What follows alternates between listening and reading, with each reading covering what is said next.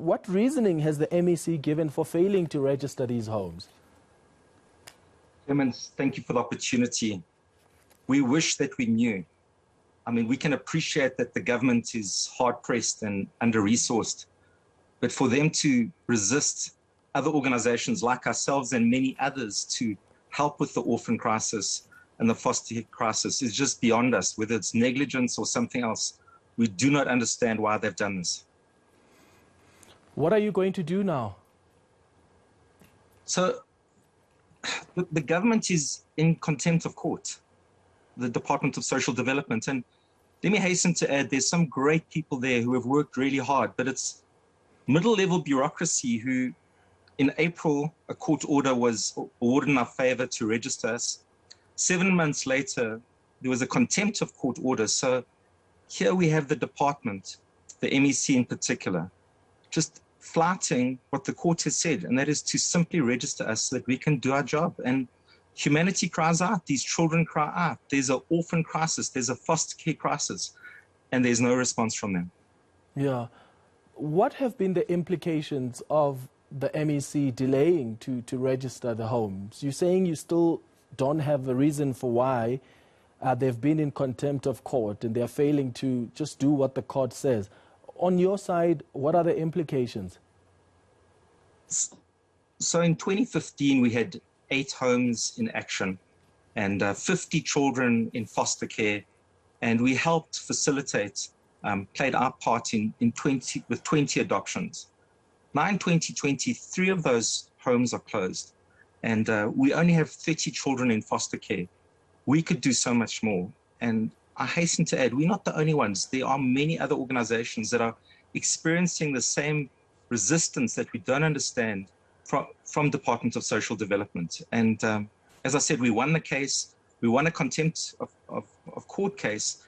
And now, more recently, they've said, well, we'd like to take this back to court again, which just is beyond our understanding from a legal perspective. They should just do their job.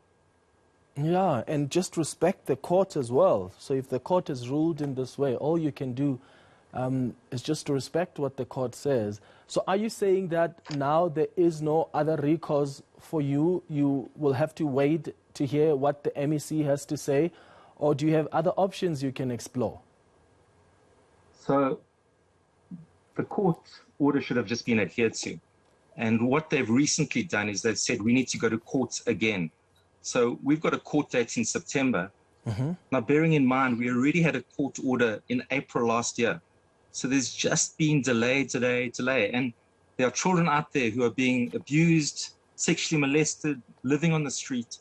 And as I said, there's many great people at DSD, but we don't understand this resistance towards people who are giving their lives to care for children.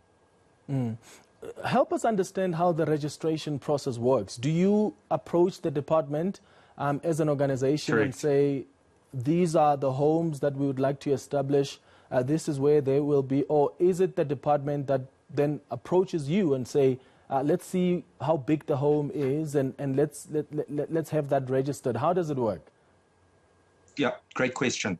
It's a bit of both. So in 2019, after a lot of engagement with the department, they recommended that we register as a cluster of children's homes.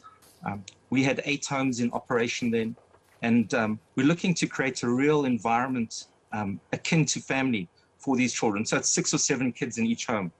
And we've been going for 16 years. We've assisted literally hundreds of children. And we applied, we're not aware of anything. All of our workers have got police clearances. There's no reason. So eventually, April 2020, we went to court and won. And the court said, yes, they should register us, because they gave no reason why we shouldn't be registered. If they could say to us, fix this, change that, then we could understand. But nothing. And then it rolled into us having to move into lawfare, which is just ridiculous and a waste of money and a waste of time for everybody.